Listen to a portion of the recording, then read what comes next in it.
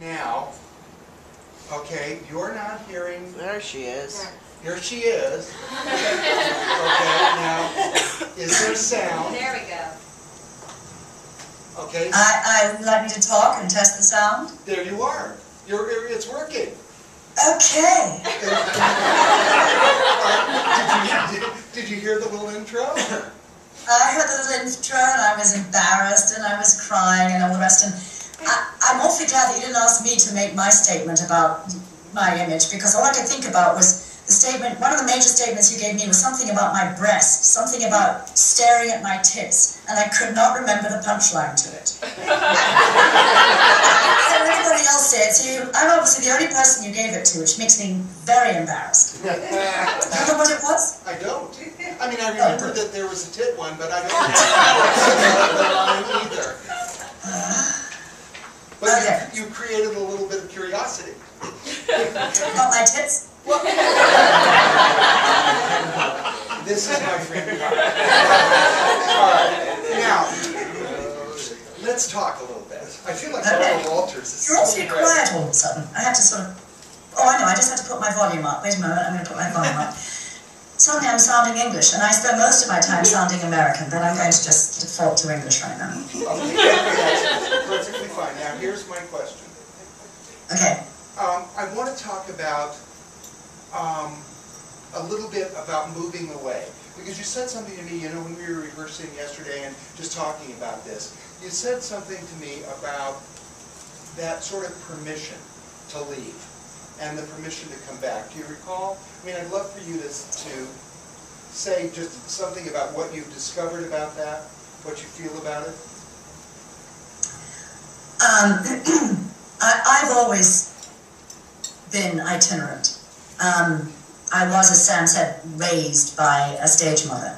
And so I never learned to value permanency. And as a result, I've taken a lot of leaps that people have said, are you fucking nuts? And I hope you don't mind swearing, because I will swear. I'm sort of used to it. And you know, I've taken all kinds of leaps, and I do it when I have a very clear inner prompting. And there came a point in my life after I'd been in the business for 20 years where it was very clear that I was done with it. I was done with it. I needed to find who the hell I was outside of acting, because I'd started when I was 8. And I was put in it, you know, it wasn't, at that age it's not volitional. And so I left, and I never, ever, ever thought I was coming back. But I always, in my life in general, I always feel like anything could happen. There's always, maybe that's what you mean by permission. I always give myself permission to just kind of go where the path leads.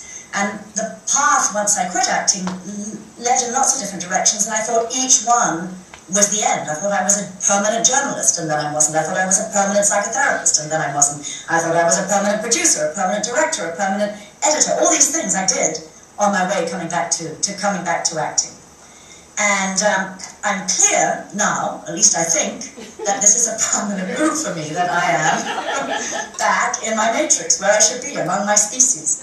And, but one of the things that I found, because I'm older than God at this point, and I am astonished to discover that I have never felt more in my body and more fully the actress that I am at this age.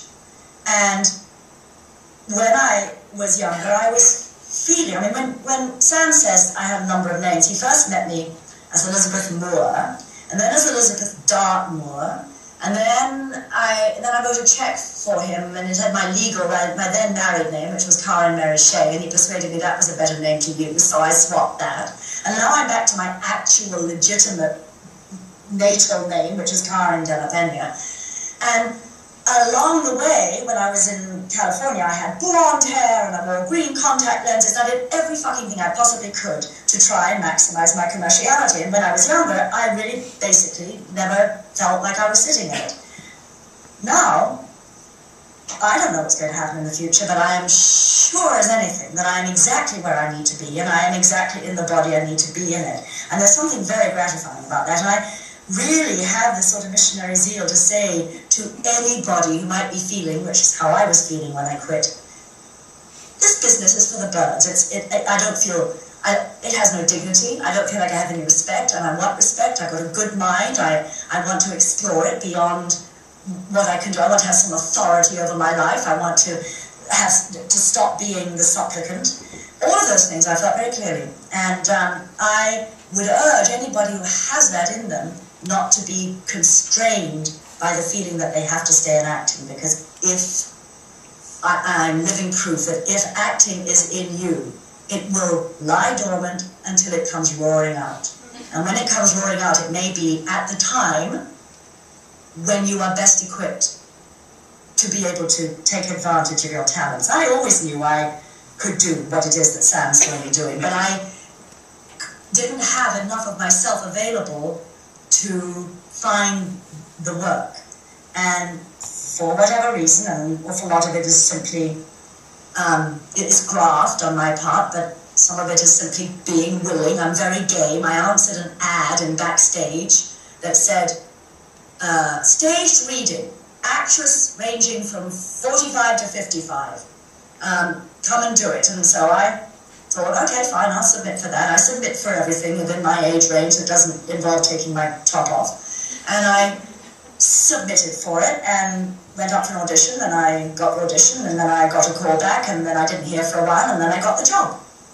And I got it because I'm game, basically. And because I am willing to take the leap. So I really encourage anybody to follow that prompting, even if it's away from this peculiar business. Because if you're meant to be here, you'll come back, and I know that I'm a fuller and more complete actress as a result of what I've done away from this business. I want to ask you about another thing that is just because I know of your background. And, you know, we certainly don't need to name any names, but I think it's something that we all deal with in one level or another, which is that you have some folks in your background, old friends, who have had success along the way that was probably, while happy for them, was challenging to you in terms of where you were. And because that especially happens to us here in Hollywood, where we see a friend have a break, and while we're 1000% excited for them and happy for them, we still can't help but think, well, what about me? And I just want to ask you a little bit about how you've dealt with that. There are some women that Karen went to early school with, and who were her best friends, you know, very good friends, are stars, are literally star folks, and a couple of them for a while. And Karen got to just go, jolly ho, or whatever you do, you know. So, tell me about that. How bad did it hurt? How easy was it? How tough was it? You know. Well, of course, it's mixed. I mean, for where I am now, because I'm very happy with what I'm doing in my life, I feel quite balanced. But there was certainly a lot of time when I felt very jealous. I learned something wonderful recently. I don't know if anybody has done The Artist's Way, but I did it started doing it for the first time a little while ago. And there's one thing that she says in there, among the many wise things that she says, which is that jealousy is a signpost. And, you know, I'm not jealous of a very good dentist. I have no desire to be a dentist, so I couldn't give a hoot how successful a dentist is. But if somebody's a really successful actress, yeah, I'm jealous of them. If they get parts that I know I could play at least as well and probably better than they, then of course I'm jealous. So, and it's not comfortable. Jealousy is distinctly uncomfortable. I don't have to tell anybody that. And it's a waste of time. But as I said, I like that concept that is a signpost.